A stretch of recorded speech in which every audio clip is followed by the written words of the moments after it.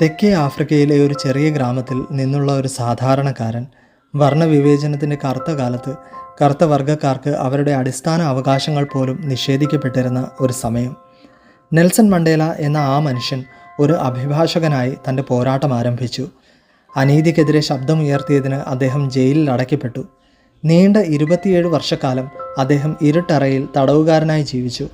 എന്നാൽ മണ്ടേലയുടെ ആത്മാവിനെ തളർത്താൻ ആ ഇരുണ്ട ജയിലിന് കഴിഞ്ഞില്ല.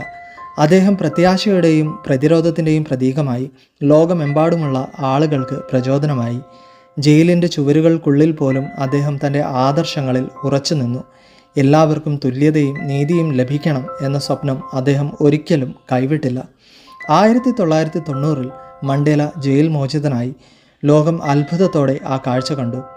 വർഷങ്ങളോളം തടവിലിട്ടിട്ടും അദ്ദേഹത്തിൻ്റെ ഹൃദയത്തിൽ വെറുപ്പിൻ്റെ ഒരു കണിക പോലും ഉണ്ടായിരുന്നില്ല.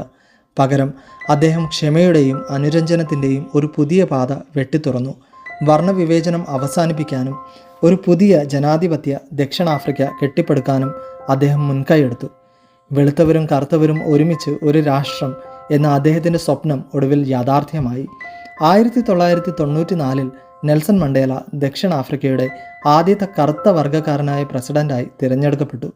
ലോകം മുഴുവൻ ആ വിജയം ആഘോഷിച്ചു. നെൽസൺ മണ്ടേല ഒരു വ്യക്തിയായിരുന്നില്ല, അദ്ദേഹം ഒരു പ്രസ്ഥാനമായിരുന്നു. വിദ്വേഷത്തെ സ്നേഹം കൊണ്ടും പ്രതികാരത്തെ ക്ഷമ കൊണ്ടും എങ്ങനെ അതിജീവിക്കാം എന്ന് അദ്ദേഹം ലോകത്തെ പഠിപ്പിച്ചു. അദ്ദേഹത്തിൻ്റെ ജീവിതം അനശ്വരമായ ഒരു പാഠമാണ്. നീതിക്കും തുല്യതയ്ക്കും വേണ്ടി പോരാടുന്ന ഏതൊരാൾക്കും ഒരു പ്രകാശഗോപുരമായി അദ്ദേഹം ഇന്നും നിലകൊള്ളുന്നു.